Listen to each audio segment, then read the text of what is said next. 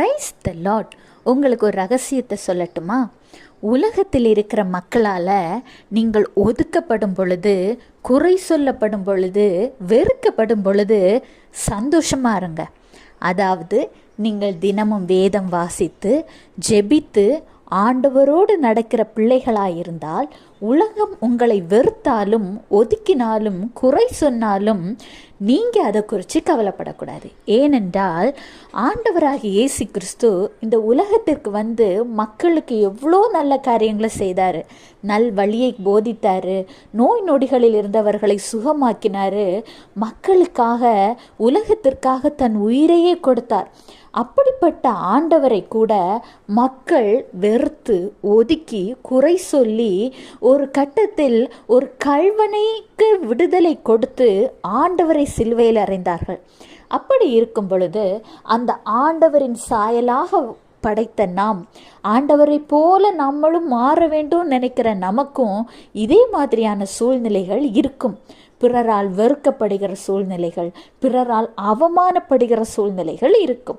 ஆனால் அதை குறித்து கவலைப்படாமல் சந்தோஷப்படுங்க. ஏன்னா நீங்கள் ஆண்டவரை போல மாறிக்கொண்டிருக்கிறீர்கள். நீங்கள் தினமும் ஜெபிச்சிங்க தானே, ஏசப்பா என்னை உங்களை போல மாற்றுங்கன்னு. அதனால தான் ஆண்டவர் அவரை போல உங்களை மாற்றுகிறார். ஏனெனில் அவர் உங்களை மிகவும் நேசிக்கிறார்.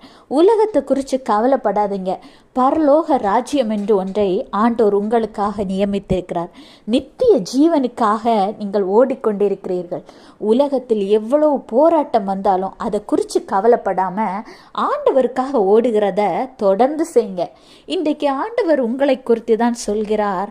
உபாகமம் 26:19, நான் உண்டு பண்ணின எல்லா ஜாதிகளை பார்க்கிலும் புகழ்ச்சியிலும் கீர்த்தியிலும் மகிமையிலும் உன்னை சிறந்திருக்கும்படி செய்வேன் என்றும், நான் சொன்னபடியே உன் தேவனாகிய கர்த்தரான எனக்கு பரிசுத்த ஜனமாயிருப்பாய் என்று அவர் இன்று உனக்கு சொல்கிறார் என்றான். ஆமாங்க, இன்றைக்கு ஆண்டவராகிய இயேசு கிறிஸ்து உங்களை பார்த்து தான் சொல்கிறார்.